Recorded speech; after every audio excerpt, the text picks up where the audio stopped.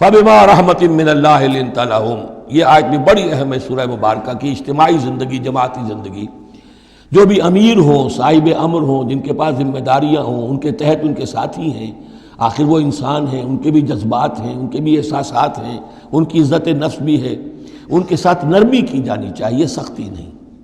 کوئی ملازم ہے، ملازم کے ساتھ آپ سختی کر سکتے ہیں، لیکن یہ تو والنٹیئرس ہے، جو بھی آیا ہے، جو بھی حضور کے ساتھ تھا کون تھا؟ وہ کوئی تنخواہ یافتہ سپاہی تو نہیں تھا، وہ کوئی مرسنریز تو نہیں تھے، یہ لوگ آئے ہیں ایمان کی وجہ سے آئے ہیں۔ اب بھی کوئی جماعت ہے، دینی جماعت بنی ہے، تو جو بھی لوگ اس میں کام کر رہے ہیں، تو وہ جو ساتھی ہیں ان کے ساتھ ان کے امراء کو نرم رویہ اختیار کرنا چاہیے۔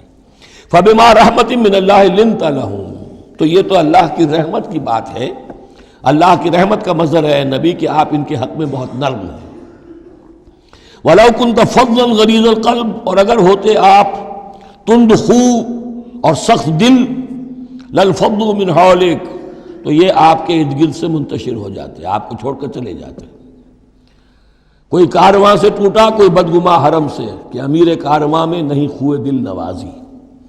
فاعف عنہم، اب چونکہ اتنی بڑی غلطی ہوئی تھی، بہت بڑا چرکا لگ گیا تھا مسلمانوں کو، حضور سے کہا جا رہا ہے اپنے ان ساتھیوں کے بارے میں بھی اپنے دل میں میل مت آنے دیجیے۔ غلطی ہو گئی ہے، کوتاہی ہو گئی ہے، اللہ نے معاف کر دیا ہے، فاعف عنہم، تو آپ بھی انہیں معاف کر دیں۔